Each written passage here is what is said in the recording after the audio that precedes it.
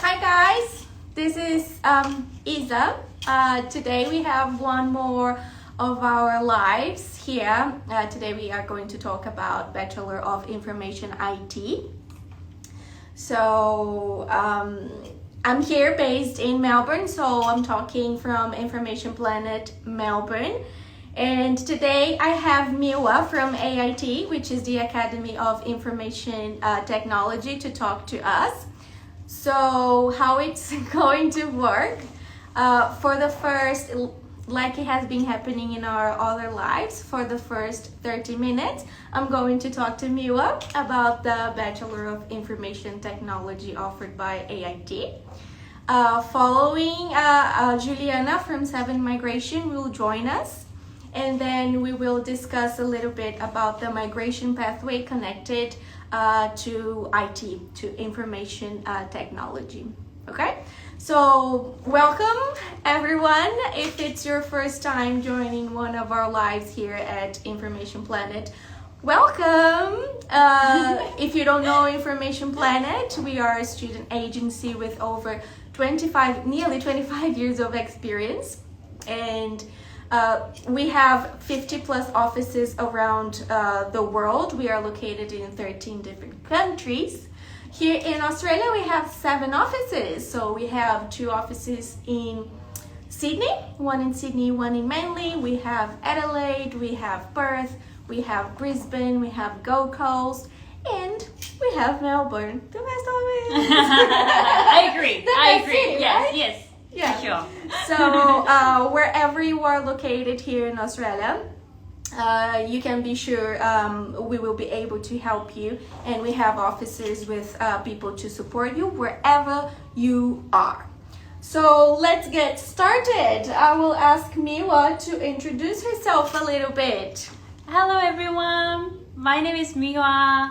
I'm a student recruit manager at AIT. Sorry, it's my first time live. I'm just like, but thank you for having me here. Thank you for Information Planet and Isa, and thank you for watching us. Hope you find this session is very, informative. Yeah. So Miwa, tell us a little bit about AIT. So AIT is since 1999, so we are over 20 years, a little bit younger than Information Yeah, we are Planet. the older brothers. Yes, but we've been teaching over 20 years, thousands of students studying with us, and AIT is a part of Red Hill Education. So Red Hill Education is listed Australian Financial Times 2020, Wow. the fast 100 growing company, and number 2 in education part. Oh, great. So we are growing, and we at AIT we are offering interactive media and IT courses, all higher education, diploma and bachelor degree. And today we're gonna more talk about the IT part, information technology, specialized in mobile app development and games programming. Okay, and where can we find AIT here in Australia?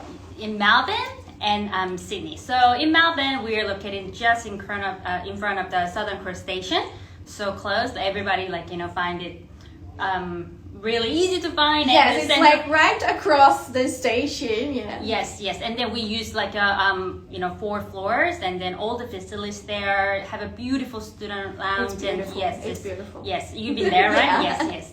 And also we have Ultimo campus in Sydney, so it's kind of a warehouse converted to cool campus vibe we offer in funky. Sydney. Yes, exactly. Modern. Yeah. Yes. So The minimalist approach. in Melbourne, but I think Sydney is more warehousey. Yeah, it's a different, but I love Melbourne campus, but Sydney is also cool. So Oh, that one I still have to visit. But the one here in Melbourne, I have already been there, and the view is also amazing, and it's very convenient. it is. It is a very convenient location because wherever you live in Melbourne is like a very spread city. It's right, AIT is right in the heart of the CBD, right? It is, and then students living in some regional area, they can travel using PTV. Yeah, the purple line. V line. Yes. Yeah. So you can either come to AIT by train or by tram. Yeah. It's very convenient. So tell me a little bit more about the students that you have there.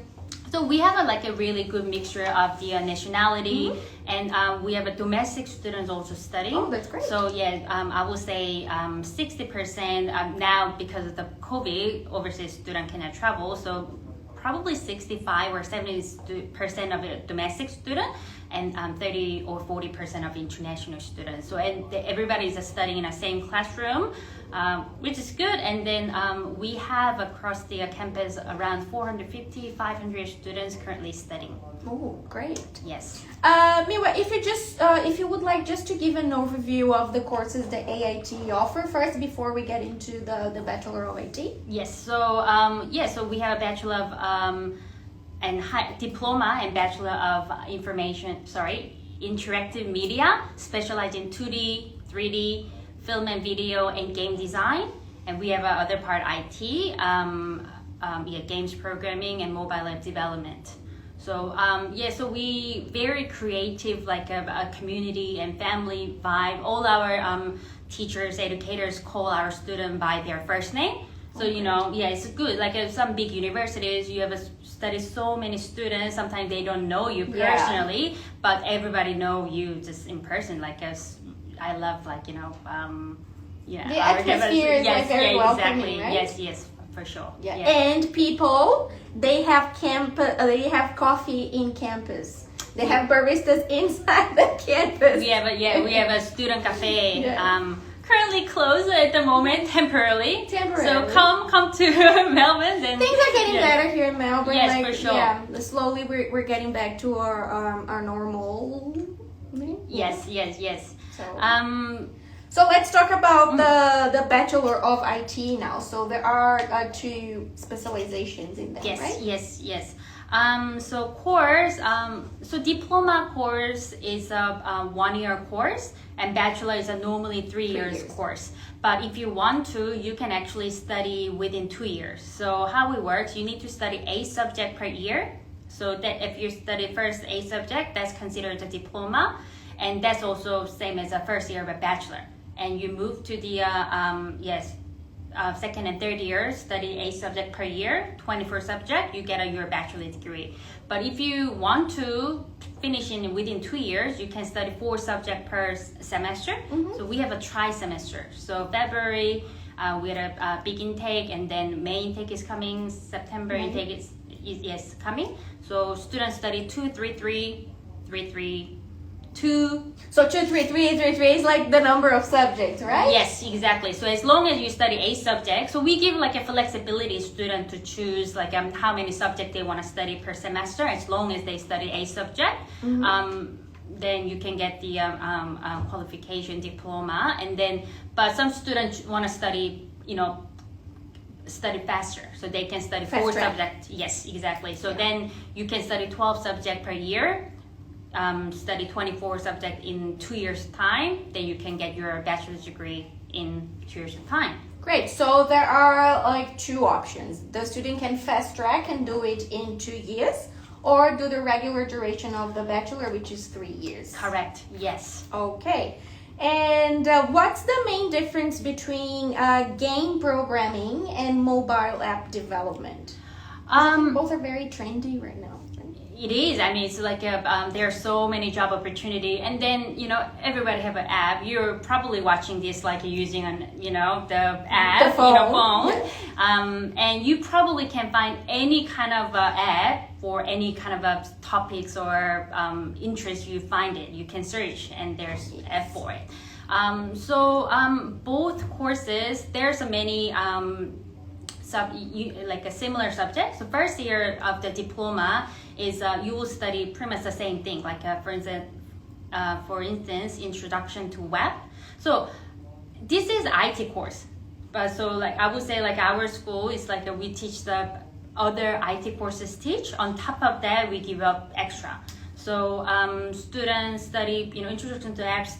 Like learn HTML, CSS, JavaScript, like those basic languages they need to study, and after that we get dive into more details. So like a mobile app development course, we have you will actually learn how to make the subject is a mobile app, Android, mobile iOS, and Android Studio, which we actually connect to our student, to the real client, so student can actually, accommodate what real the clients need, and then make an app based on what they want, and then within the given time. So it's a great opportunity for they actually get they're out of their comfort zone, and then create some app. So they will actually create something. Yes, and then they also get feedback from our panelists. So we have a great relationship in this industry, and also ACS, Australian Computer Society. So we have a panelist. They are come and give a really constructive feedback to our students, so they can grow from there too. And games programming as well, we teach Unity and Unreal. You probably, if you're interested in games, you will hear about this program. So 90% of the all the games is using this program.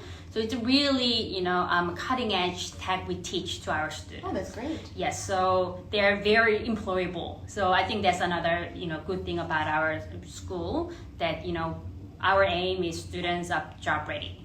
And talking getting in this field of getting jobs. So what kind of positions, what kind of roles will the students who finish the Bachelor of IT with AIT be able to do? So there's endless, as I told you, they can be a programmer, developer, IT analysis, so you name it, anything special, like a general IT graduate can get, but also because they have a specialization, games programmer, games design programmer, and also mobile app developers, and many of them also even these is working on marketing companies too, because those all the marketing company also using the apps and stuff. Okay, because you've mentioned the basic IT bachelor, so how would you differentiate, Miwa, the course offered by AIT with these two varieties of game programming and mobile app from the general IT courses? What I will say, we are actually creating the commanders. Ooh. Whereas in a normal IT courses, they become soldiers. So commanders, so you have a broad knowledge and skills, so you're very attractive in our job market, and then the how we do is really practical teaching. Yeah. Oh, Victor is asking, do we need to have work placement during the Bachelor of IT? Yes, we have internship program in the last semester of the bachelor course. So it's we offer 120 hours of internship. Mm-hmm. So we highly recommend for our student to take this opportunity, because 85% of our students taking this internship program is hired by those companies, 85%. But again, it's not for everybody. You actually also need to dedicate. But thing is, we also have a dedicated the academic team. So if you're ready, we're able to place you the internship program. But you should be also dedicated. If you didn't study and anything. So the school will help students to find this. Of course, internship, yes. But if you're ready, if you didn't study and then then I just want to intern. We cannot do that if you're ready. If you are a genuine student. Yes. Yes, definitely. We have the ability to place our student to the industry partners, because we have connections. Definitely. Great, that's great. And personal question here: which one is the most popular, game development or app, mobile app? Really depends. What do you like? Yeah, it's going to be the preference of the... Yeah, really, because and both courses teach you really transparent skills. So even you study the mobile app, you have some electives that which is the core subject in games programming, that you can choose that as your elective. So, or vice versa. So for example, UX UI unit so you can choose that's a kind of a core unit, and then also AR, augmented reality, which is something you want to buy new shoes, kind of showing, and you kind of looks like in real you wear the shoes. Oh, that this kind is of really, this is really nice. I think I was recently buying new glasses for me, and then if you like the frame, you can actually have it augmented. So you exactly. You see the frame on your faces. That's really nice. That's the future. And then, as I told you, we are teaching cutting edge tech. So that's AR. So that's like a core subject for the games programming, not necessarily for the mobile development, but students have a ability to choose those subjects. So they can really, what do you want to specialize in? So you can choose, and both courses really popular. And then games programming as well, that you would teach really popular industry use the most in that demands language we teach. So it really depends, what do you want to study. It depends what they want. Talking more about the structure of the course. So how many days a week do they have to go? How many hours do they have to stay there? Normally, so as I told you, you need to study 2 to 4 subjects, depends on how many subjects you want to study per semester. So that could be, you can study 1 or 2 days, could be 3 days, because we have 3 different timetables. So it's a 9 to 12, 1 to 4, 5 to 8. So it's really flexible. Even being a bachelor, you would kind of depends though. So your first year we give kind of fixed timetable. So but we know student have some flexibility work. So we try to make it they can study in 1 or 2 days, but it can be 3 days if they choose different electives second on their third year.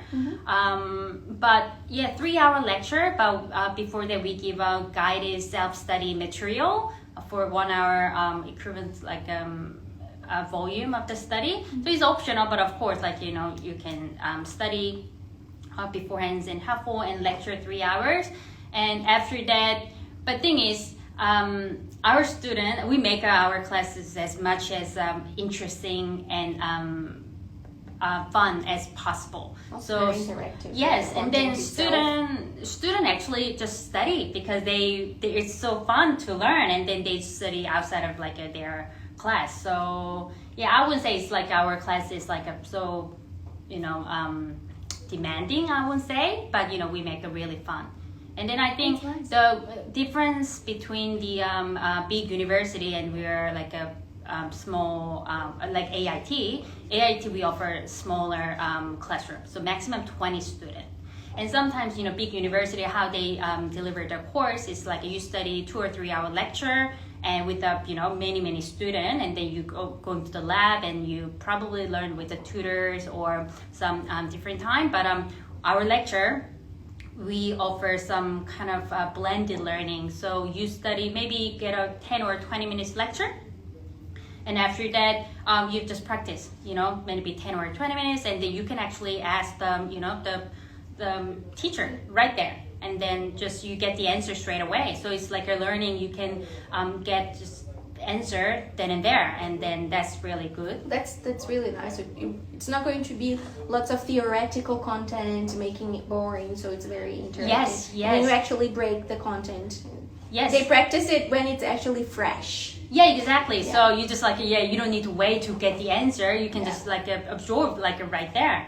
So, and then that's why we love, and then there's also another difference between a normal IT course and us.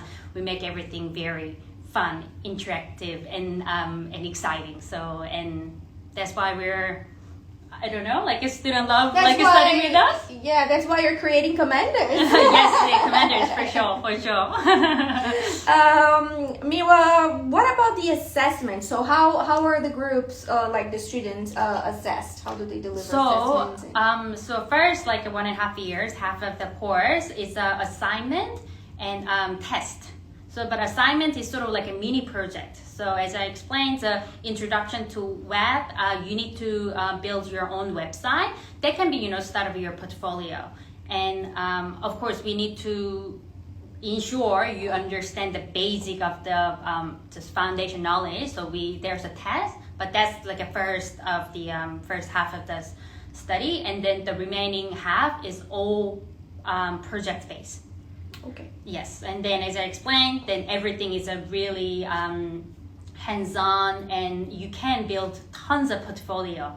And if you want to find a job, you can actually present that, and then there's a higher chance that you can get a job too.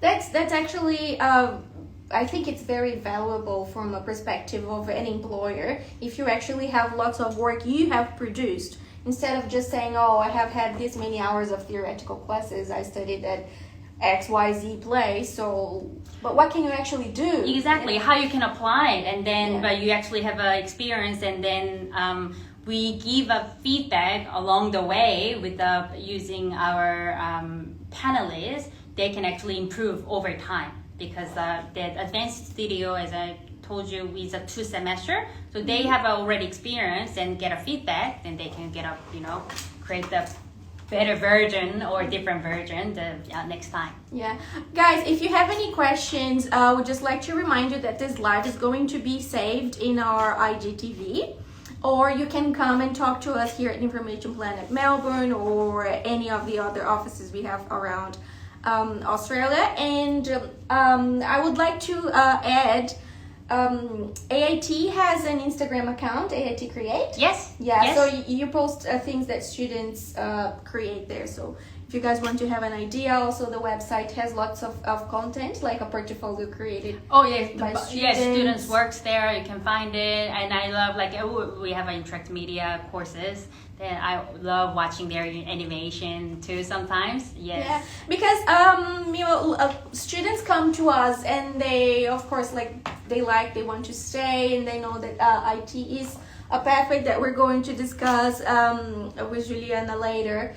But how will they discover, okay, so this Bachelor of IT is the course for me? Well, so I think there's no certain type of personality is right for this course. I've a very extrovert student and also introvert student. But if you're really curious person and you are innovative, you want to find the solution or make a change, IT is the right course for you. So if I want to study and I have zero experience in IT, I can start there. Yes, we teach you from scratch. You learn. I won't be feeling lost. No, but that's another thing good of our campus environment. We're such a small class. If you have question, you can grab the educators there and ask question, and they're not gonna say no. They will teach you what you want to learn. So that's the beauty of small classroom environment too. So okay, that's actually very good, because some people want to change their careers. Yes, we have also that's funny thing you say. We have a very various age group. So as I told you, we have a domestic student, high school graduate, but we also have a mature student. An international student, normally they finish their bachelor back home and come here. So many career changes. They have a different background, but IT is I believe IT is such a transferable skills you can adapt to any kind of a field these days. So we have even one designer wanna build a mobile app, and they kind of sign up for us. Oh, that's great. Yeah, so it's really They want to develop their own business, something they already exactly. have. Yeah. So that's really nice.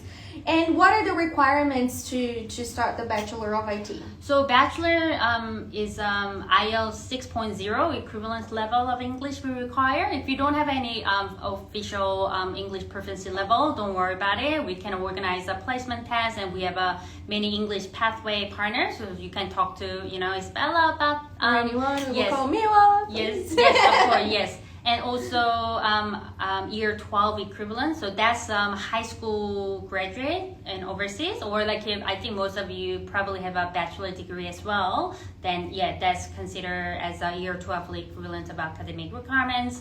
Or if you're already in Australia, study diploma or advanced diploma qualification, you have it, then we consider that. And diploma is IELTS 5.5, a little bit less, English requirements. So this diploma, you're saying is the first year of the bachelor, right? Yes. So it can be go like both ways. So if you're not too sure whether you want to commit for the 3-year bachelor, you can start the 1-year diploma.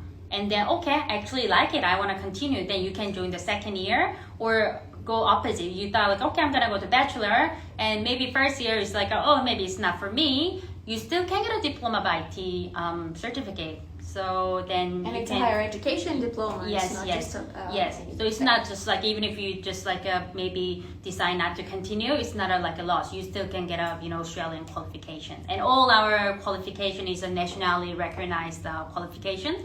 So yeah, you can use anywhere, I would say. So like, just to double check, to correct me if I'm wrong, because I think it might have been a bit confusing, because we were talking about diplomas as entry requirements, and then you can also study the diploma. So the 3-year bachelor can be broken into the first year, which will be a higher education diploma of IT. Yes. Yes. And the equivalent for that in English would be an IELTS 5.5. Yes, yes, yes. And then you can use a diploma, for example, in leadership and management, to use as proof of English to enter the. Oh, okay. The Yes, program. I know what you're. Yeah. So if you have any diploma of leadership, diploma of product management, diploma of business qualification, want to enter, you can enter Bachelor 2 straight away. But if you, we have a first year of a bachelor, is a It's called the diploma as well, Diploma of IT. In order to get that, if you want to use those like Australia diploma, you can use that, or like year 12, or your high school graduate certificate, or other things. Get into the first year diploma, you can do that. So. Okay, and how demanding, Miwa, is the course? Because as we have been discussing, it's very practical. So how demanding is the whole Bachelor of the IT? How much work do they have to do outside the classroom? So I would as I told you, like a 1 hour kind of study, the guided study before the class, and 3-hour lecture. So that's like 3 hours. So if you study 3 subject in on average, that's a 12-hour lecture, and additionally like 3 hours, and on top of that, maybe each subject need an extra 3 or 4 hours of kind of because you already learned, you kind of want to practice, right? And then, but I wouldn't say this is demanding, and as I explained, that we make it as much as interesting and fun as possible. Students actually really find it, they want to study. So it's not like, oh, I need to do this. Like, it's especially not like because that. they will be doing something they like and they enjoy. Yeah, exactly. Yeah. So I wouldn't say that, demanding. So they can always use the facilities of the campus, but do they need to have? This is something they ask sometimes as well. Oh, do I need to have a very fancy computer or? No. That's another thing. We don't have like any material fee. So student of course can use our computer labs like during their class time. If they want to practice like outside of their class time, they can book in, yes, and then use it. And yes, it's all free of charge, and students don't need any fancy computers. Using like run this like high spec the softwares. The student can do it on our campus. Perfect. And let's talk about the fees now. So what are the fees involved in the Bachelor of IT? So we're offering amazing scholarship. So yeah, for diploma course, we offer 30% of scholarship. Wow, that's good. 2021, and second and third year it's a 15%. And I actually forgot to mention very important thing that we actually offering hybrid classroom. What does it mean? We offer classes on face-to-face on campus now, onshore student. But if you're outside of the Australia, want to study, don't want to wait, we have a student outside of Australia joining the class. So we actually live stream the class using really this fancy. It's very technological. Yes. So we invest the things, and so it's really cool. So it's not about like like this. So So this camera actually following them, our educators, like the teachers.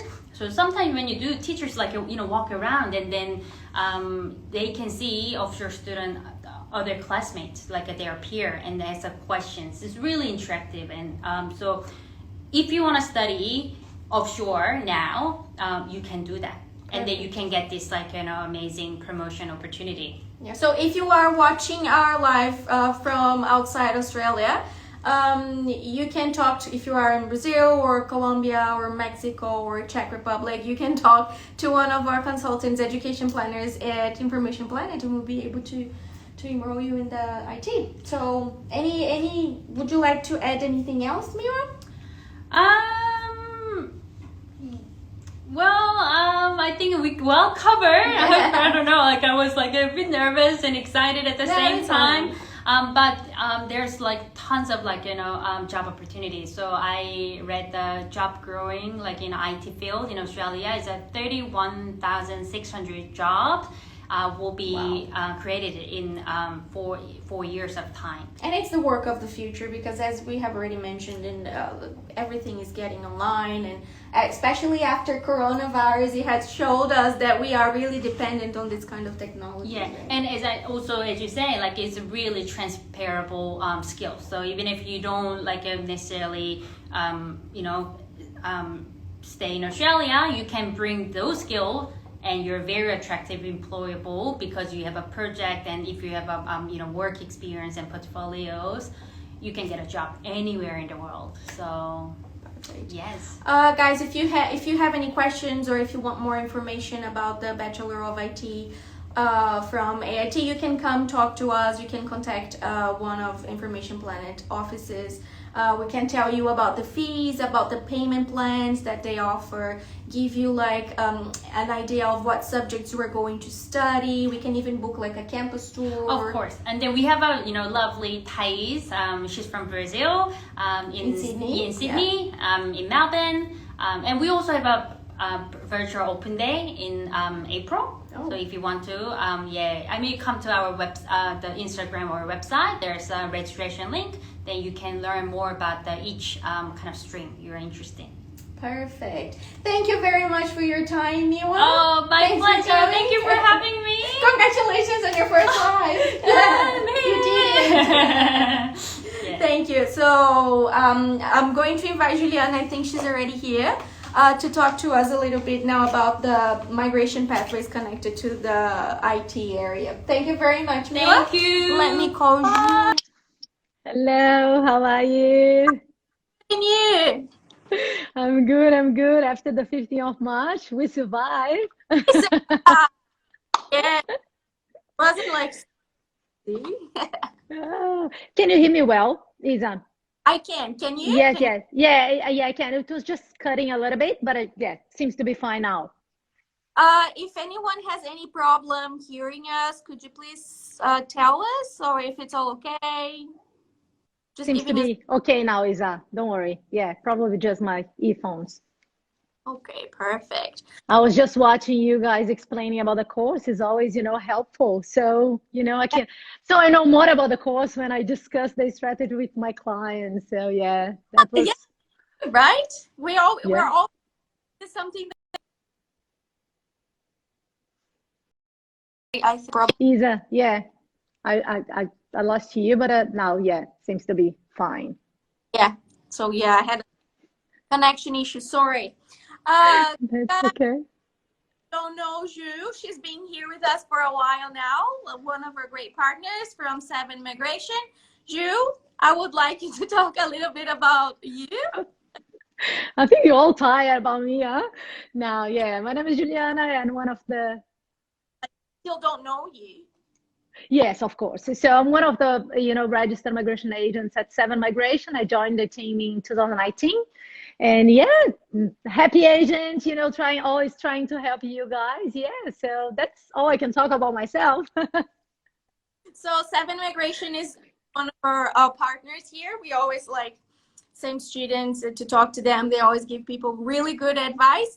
And you joined in 2019, but you have been working with migration for a long time, right? Yeah, 12 years. Yes, 12 years. So guys, you can trust because like it's a lot of knowledge. Yeah. Thank you, Isa. So let's talk about IT and pathways to migrate to Australia. So if I study the Bachelor of IT, am I eligible for a migration pathway? I would say the course by itself, I wouldn't say that just with the course, the person will be eligible to apply, because nowadays it's not just about courses, but it's about experience as well. But definitely it's one of, I would say it's a very good pathway, if not one of the best pathways that we have around. So definitely if someone needs, wishes to study a bachelor, in Australia, IT would be one of the bachelors that we're going to certainly discuss, unless, of course, the person doesn't like it. But we have, as I forgot her name. I'm so sorry, Miha, right? What? Yeah, Miwa. As she was explaining, yes, we definitely have more than one occupation if you consider about IT. So IT is very, when I talk What? about IT, it's very, exactly, it's very general. So we have a few occupations on national demand, a few occupations that are not on national demand. But yeah, we certainly have more than one field, in IT, if you know what I mean, that we can always discuss about. Would it be possible for you to talk just a little bit and maybe mention like what kind of positions of IT are available or are in demand? Yes, definitely. So we have a few. We have the systems analyst and the ICT business analyst. So I'm talking about the ones listed in the national demand list, which is the medium and long-term skilled occupation list. So we had the systems analyst, business analyst. We had the software engineer is the same group as the analyst programmer and developer programmer as well. One of the questions that we've been discussing a lot about is the multimedia specialist as well. Which is very related, to the game programming that she was explaining about, and also the computer network and systems engineer. So those are the, the well-known occupations on national demand, but we do have, a lot more. And some of them, they are related. They are, within the same, occupations group. So they are quite similar. Yeah, but those are the most, popular ones. Did you feel, you like from your experience and the contacts you have with this, did you feel the coronavirus, like the pandemic situation and the necessity to deal with all these devices, has it changed anything with the IT pathways? It was already, the career of the future, but yes, certainly, it gave us more certainty about, the need of, IT professionals in the future. If I was the one choosing a new career, nowadays I would certainly think about IT. Yeah. That's great. So if there is anyone watching us because they're feeling kind of a bit lost and they don't know what to do, welcome to the IT world. Yeah. Yes, certainly. And if you want to help friends and families with technology, Yeah, yeah. Could explain a little bit the migration possibilities for someone who studied this Bachelor of IT? Yeah, certainly. So the thing with IT is it depends on the person's background. If someone has, a lot of experience in IT, of course, it depends on the occupation. We need to assess that on a case-by-case basis. But if someone has an experience in IT, if the person does not have a qualification, from back home, the person could potentially study a diploma level qualification only to have, a migration pathway in Australia. Bachelor. Yes, but if the person does not have experience, then the bachelor is the best pathway to follow. And the thing is, the reason why I'm talking about experience is just that many visas around, and especially, the skills visas, they rely on a skills assessment. The person, in order to be eligible to apply for a skilled visa, the person needs to, the applicant needs to obtain a positive skills assessment. And the assessing authority for IT is Australian Computer Society, the ACS. Yes, and the ACS will always ask for experience in order to recognize, to issue the positive, positive outcome. So just so, I can give you, an example. If someone has a diploma level qualification, in order to obtain a positive skills assessment, the person needs 5 years of work experience in the field. So the experience does not need to be post-qualification, but the person needs, 5 years of experience. If someone completes a bachelor in Australia, then, the experience post-qualification would be 1 year only. If the bachelor is, comparable to a bachelor in Australia, and of course it was completed back home, then 2 years should be enough, should suffice.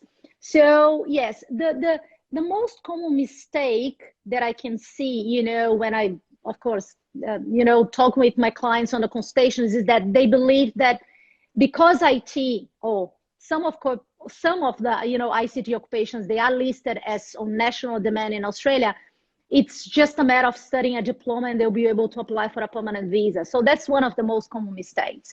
If the person does not have experience, the bachelor is the course to go. So a diploma wouldn't be enough. Yes, also, no. I think you can talk more about this. If they finish the bachelor, they can apply for the 485 for the work, right? Certainly. So they can apply for a graduate visa. The bachelor will give them, at least 2 years of the graduate visa in the post-study stream. And depending on, where they will study, then they might be eligible to extend this graduate visa for a year if they study in regional areas, 1 to 2, additional years. Yes. And if the person has previous experience and the person completes a diploma level qualification, this person may be eligible as well to apply for a graduate visa, but that would be via the different stream, which is the graduate work stream. So the graduate visa has 2 streams. So basically, if you don't have experience, go through the bachelor. If you can do the package, diploma and then the bachelor, as she explained before, which is a very good pathway. So, their diploma is embedded in the bachelor.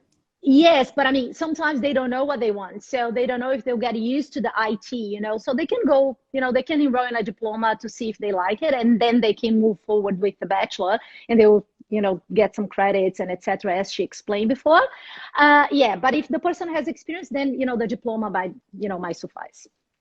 Perfect. And Ju, do they need, can they apply like independently, or do they need like a sponsor? How does it work for them? Yeah, so skilled visas, they're all independent. So we have the skill independent visa, which, as the name says, it's independent. It's based on the person's profile and points on a points test. So it's a points tested visa. We have the skilled state nominated, which is also, independent, but they need a state nomination, but they don't rely on companies or employers. And the skilled provisional visa, same thing. With the sponsor, yes, they do have another pathway via sponsor. But yeah, they can have more than one pathway. They might be on a sponsor trying for a skilled visa. But yes, depending on the person's, profile, yes, they may be eligible to apply for a skilled visa or to try an invitation for a skilled visa. And also, they can be sponsored and have a pathway to apply for a PR. Okay. And what is the difference between studying, like completing your whole course in a regional area or in a big city like Melbourne and Sydney? Yes. So if you study in regional area, definitely you're going to get more points for that. So one of the, the benefits will be extra points for studying regional Australia. If the occupation, that's a little bit, technical, but even if your occupation is listed in the medium and long-term list, meaning that you may be able to compete for an invitation on a skilled independent visa, which is the, let's say, national visa. If your occupation is also listed in one state but specifically for regional areas, you may be able to, you certainly maximize your chances of getting an invitation because you're going to have more than one option of skilled visa.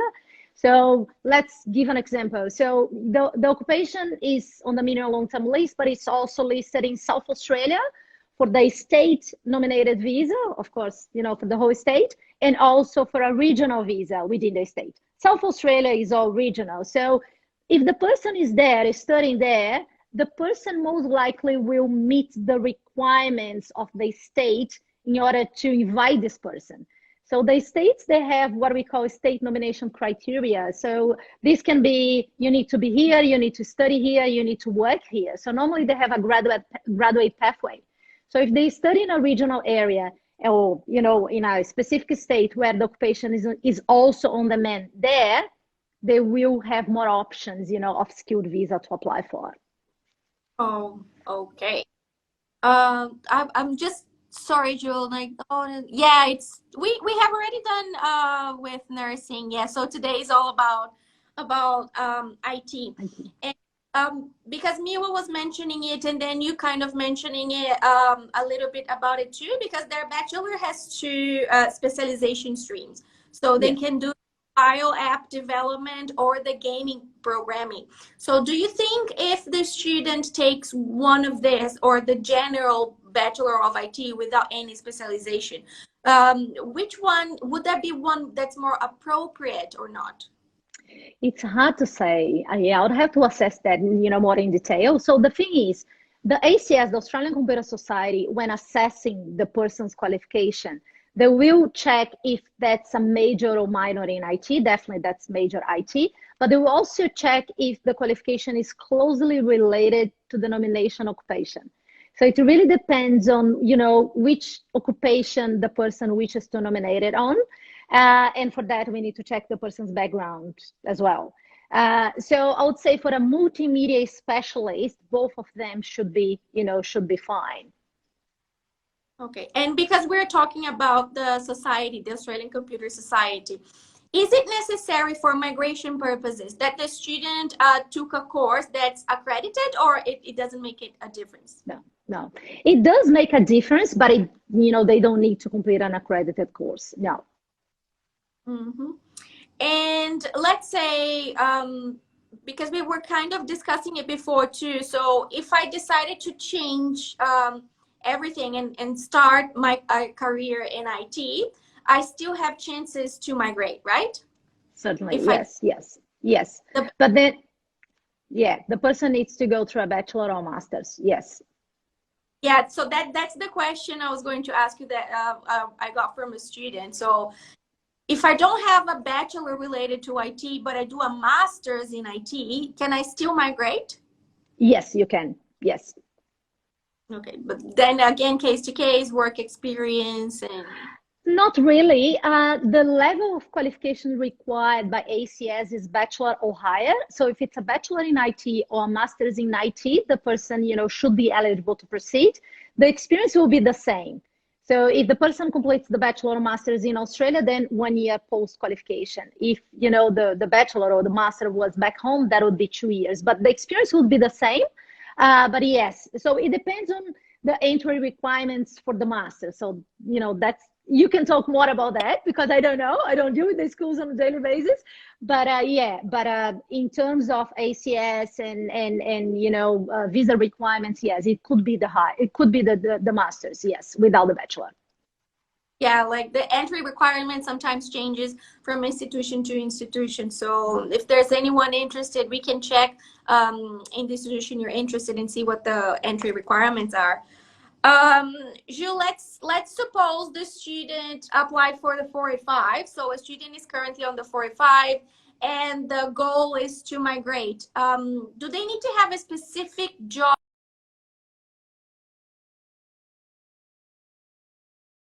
Really, but it depends on the person's profile. So if the person does not have an experience and completed, a bachelor here in Australia, the experience will dictate the occupation that the person will be nominated.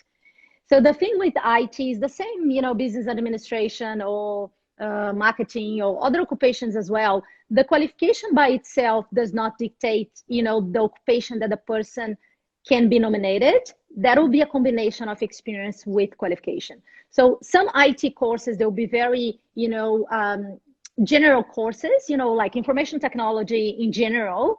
And depending on which, depending on the person's experience, then the person can be nominated as A or B. So it is really about the experience in the end. It's not just about the course, but the course is important because again, ACS will check if it's major or minor in IT and also closely related. And that would be like a percentage of subjects more related to the occupation or not. That it's a very, very specific assessment. If, you guys want to know more about the ACS assessment, they have, the guidelines in their website. It's like well explained. You can try to understand how how they assess your case. But yes, it really depends on the experience. Yeah.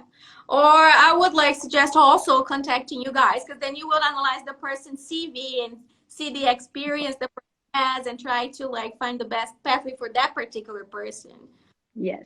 And we need to be, in talking about assessment, we need to, again, we need to be very careful, because they subdivide, the occupations in IT in a way that it's a little bit, excessive, yes, subdivision, because lots of IT professionals, they work in more than one occupation, if you think about the tasks of each occupation. And sometimes it's just a matter of assessing the case and checking the best occupation for them, and try to explore the tasks that are more related to that occupation than others. And so yeah, it's quite normal for IT professionals that they started working, let's say, as a system analyst, and then they moved towards the analyst programming or something like that. So we need to be very careful, because some occupations are on national demand, some occupations are not, and the assessment will take that into account. So we need to try to put everything, let's say, put all of the eggs in the same basket, if you know what I mean. So yes, and sometimes one occupation is on the national list and one occupation is not, but they are part of the same group, so they are quite similar. And we need to, of course, try to work on that in a way that the occupation that gives the person more options will be the one that the person will be nominated. Okay. Is there any specific English requirement, Jill, for the application of this kind of visas? For the ACS, I mean, the skills assessment, no. A skilled visa would be, a competition based on points. So yeah, better English, more points. Yeah, but there is no such requirement if you think about the Australian Computer Society. As for example, the engineers, they need the English as step, step one. Yeah, so yeah, but like the higher your position and your ranking, of course, the better your English needs to be.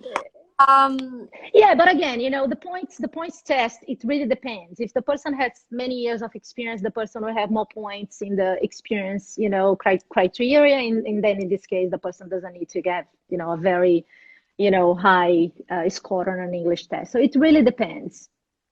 Okay. Ju, I have a question here. I think,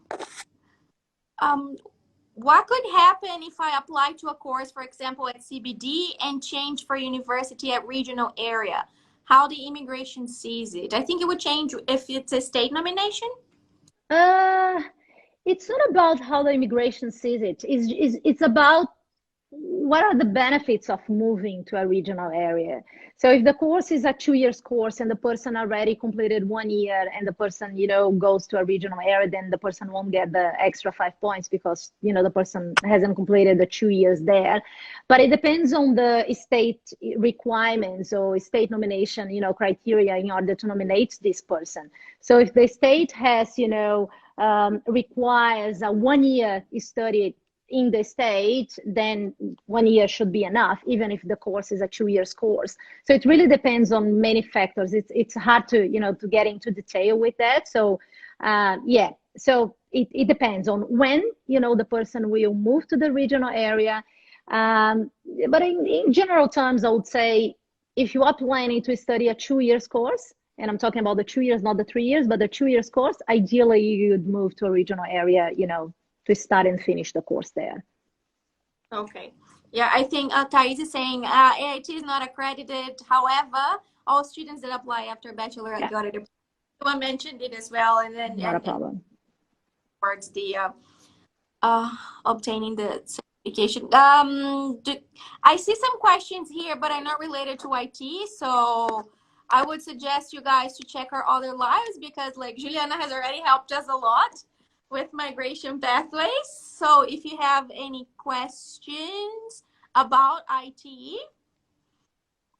this live again, guys, this live is going to be saved in our IG. So if you have any questions, you can contact us or Juliana 7 Migration. We can put you in contact with them as well. As she has been saying, most of the times here it's going to be case by case, right? Yeah. Because And if you allow me to, let me just talk, briefly about the sponsorship as well. So the good thing, not just about the sponsorship, but also about the ACS. So the ACS is one of the authorities that will validate, or you can obtain a positive skills assessment based on experience only. But then you need to have at least 8 years, 6 to 8 years of experience in order to get this recognition without having a diploma or a bachelor in IT. So it's one of the authorities that the course, of course, it will help the person, a lot, but it's not mandatory towards getting a positive skills assessment.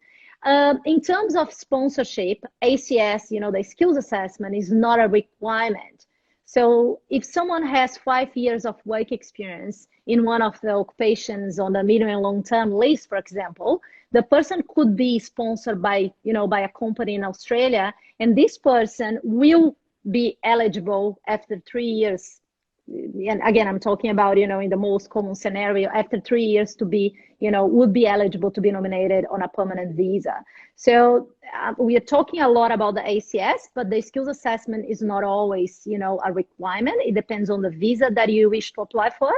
And yes, we have many, IT professionals being sponsored and companies bringing, foreign workers on sponsorship visas.